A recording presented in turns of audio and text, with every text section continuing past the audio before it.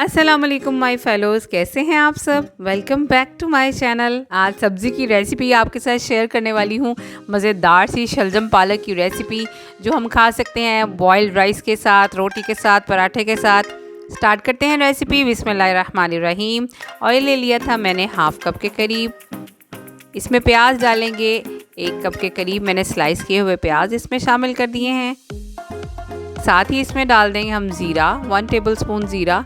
ज़ीरे को जब हम ऑयल के साथ और प्याज के साथ इसको भूनते हैं ना, तो बहुत ही अच्छी सी खुशबू भी आती है और बहुत ही अच्छा सा फ्लेवर भी आ जाता है सब्ज़ी में।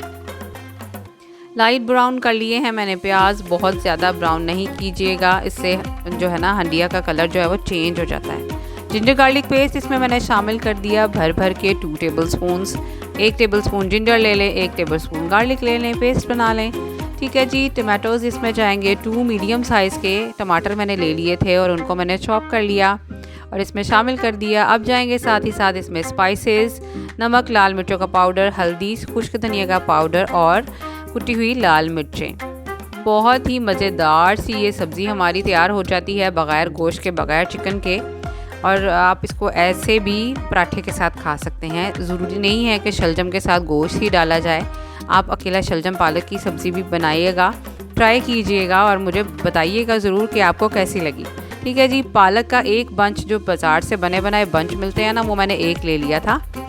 ठीक है। उसको मैंने अच्छी तरह से वॉश कर लिया, कट कर लिया और वो इसमें शामिल कर देंगे हम। थोड़ी देर हम इसको भूनेंगे।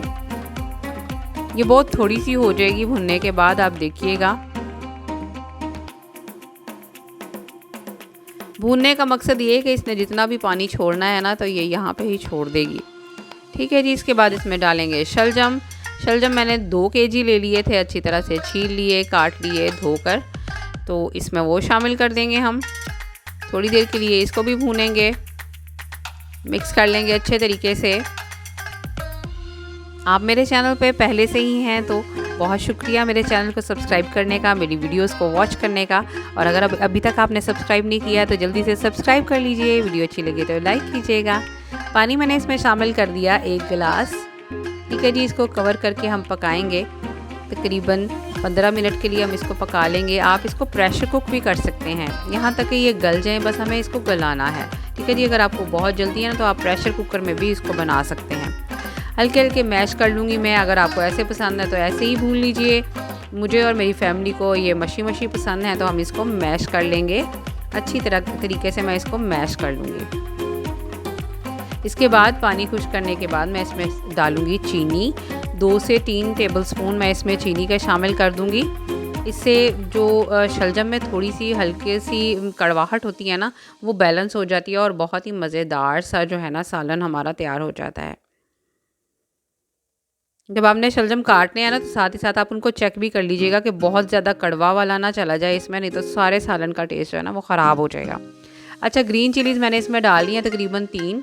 आप चाहें तो इनको सब्ज़ी के साथ भी डाल सकते हैं जब आप इसको गलाने के लिए रखेंगे, और चाहें तो बाद में भी डाल सकते हैं। मुझे क्रंची क्रंची पसंद है तो मैंने इनको बाद में शामिल कर लिया।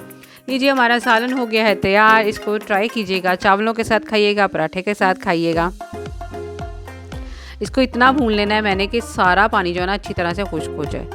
मुझे दुआओं में याद रखिएगा, अपना रखिएगा बहुत सारा ख्याल। मिलते हैं अगली वीडियो में एक नई और यूनिक रेसिपी के साथ।